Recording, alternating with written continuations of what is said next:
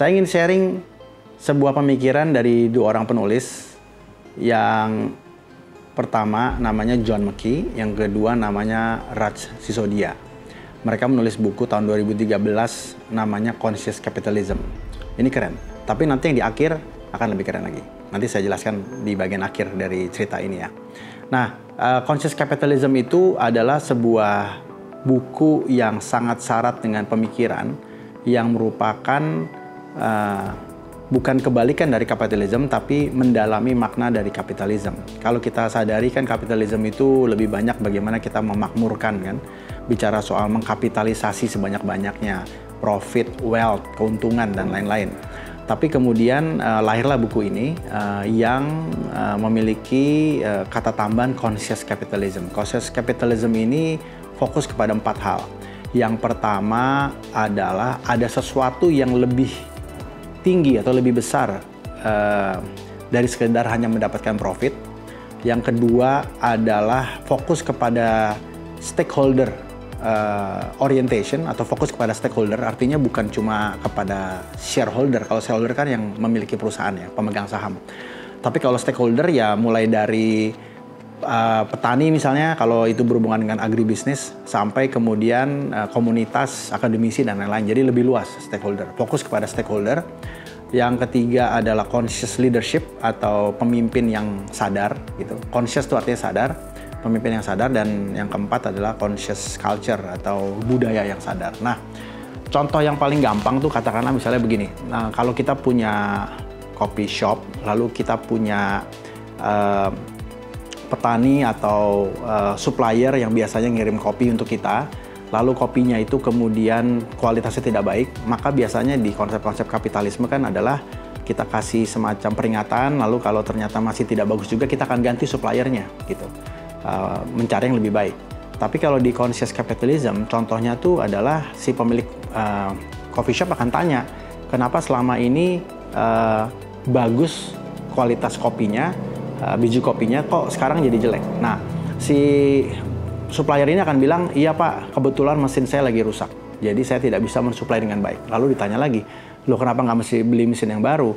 Nah, jawabannya adalah, saya tidak bisa beli karena kebetulan uang saya dipakai untuk pendidikan anak saya dan dia sedang masuk ke perguruan tinggi. Jadi dalam konteks conscious capitalism, si pemilik kafe ini kemudian berpikir, wah kasihan ya kalau saya pecat atau saya cut dia sebagai supplier, maka dia akan kehilangan pekerjaan dan kehilangan potensi pasarnya. Tapi mungkin saya perlu bantu dia. Maka dia akan bertanya kepada supplier kopi ini, berapa harga mesinnya, apa yang kami bisa lakukan, bisa nggak saya bantu untuk memberikan pinjaman dan kamu cicil dalam proses pembayarannya. Nah, di situ jelas pemilik coffee shop ini nggak hanya mikirin kapitalismenya saja, profitnya saja, tapi dia juga conscious mikirin kapitalisme dari si pemilik supplier ini, penyedia kopi ini. Dan ini yang keren karena kemudian profit itu dijuggling atau diolah sedemikian rupa agar semuanya mendapatkan kepentingan atau semuanya mendapatkan potensi untuk bisa bertahan. Nah, hal-hal seperti itu kemudian menyadarkan kita untuk memiliki kemampuan menjadi seorang pemimpin perusahaan atau pemimpin apapun yang conscious kepada lingkungan dan sekitarnya, termasuk juga para stakeholdernya.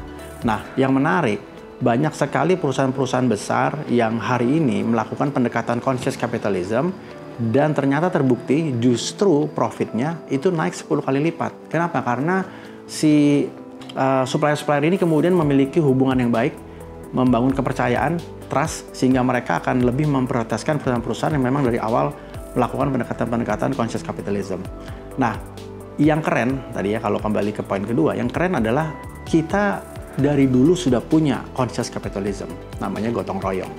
Nah, gotong royong inilah yang dibangun sejak dahulu kala oleh para pendiri kita untuk kemudian menyadari bahwa kita memiliki moral dan hati dalam membangun peradaban yang sangat advance pada masanya, sangat maju pada masanya. Dan kalau kita menyadari itu, kita bisa melihat bisnis atau apapun yang kita lakukan hari ini bukan hanya fokus kepada mencari profit yang lebih besar, tapi juga bagaimana menciptakan ekosistem yang lebih baik secara conscious, secara sadar, kita mendorong lebih banyak kebaikan di berbagai sektor-sektor yang kita lakukan.